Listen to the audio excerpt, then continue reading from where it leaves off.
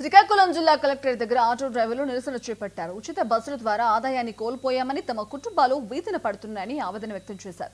CM Chandrababu Naidu auto డ్రైవర్లకు 15,000 రూపాయలు ఇస్తామని ప్రకటించారని, అది ఎందుకు చాలదని ప్రతి ఆటో డ్రైవర్కు 30,000 రూపాయలు అందజేయాలని కోరారు. ప్రధానంగా నిరుద్యోగులు ఫైనాన్స్ పెట్టి ఆటోలు కొనుక్కుని నడుపుతున్నారని, ఈ పరిస్థితుల్లో ఫైనాన్స్ కట్టే పరిస్థితి లేదని ప్రభుత్వాన్ని డిమాండ్ చేశారు.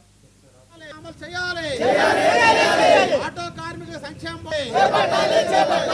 ఆటో కార్మికులందరికీ సంవత్సరానికి 30 రూపాయలు ఇచ్చి పండగ చేసుకోమన్నాం. సిగ్గు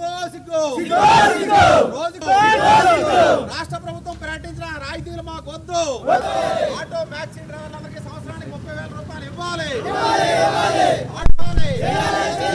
ఆటో డ్రైవర్లు పొట్టలు కొట్టొద్దు. ఉపాధి కోల్పోయిన ఆటో కుటుంబాలను రాష్ట్ర ప్రభుత్వం వెంటనే ఆదుకోవాలి. జీవో నంబర్ 21 రద్దు చేయాలి. పెట్రోల్ డీజిల్ పై పన్నులు తగ్గించాలి. రుణాలు ఇవ్వాలి. టాక్సీ క్యాబ్ డ్రైవర్లందరికీ సంవత్సరానికి 30,000 రూపాయలు ఇవ్వాలని చెప్పి, సబ్సిడీతో కూడిన రుణాలు ఇవ్వాలని చెప్పి, పెట్రోల్ డీజిల్ మీద సెస్సులు తగ్గించి ఆటో కార్మికులందరికీ కూడాను తక్కువ రేటుకే డీజిల్ సరఫరా చేయాలని తదితర డిమాండ్లతో ఇప్పటికే అనేక జిల్లాల్లో కార్యక్రమాలు చేపట్టడం జరిగింది. ఈరోజు కూడా శ్రీకాకుళం కలెక్టరేట్ ద్వారా ఆటో మ్యాక్సీ క్యాబ్ డ్రైవర్లతో ధర్నా చేపట్టడం జరిగింది.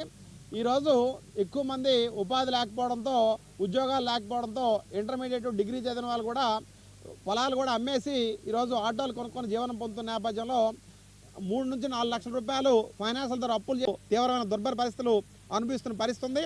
అందుకు రాష్ట్ర ప్రభుత్వం తీసుకున్నటువంటి నిర్ణయము ఈ ఫ్రీ బస్సు తీసుకోవడం వల్ల ఆటో డ్రైవర్లకి చాలా నష్టం జరుగుతుంది.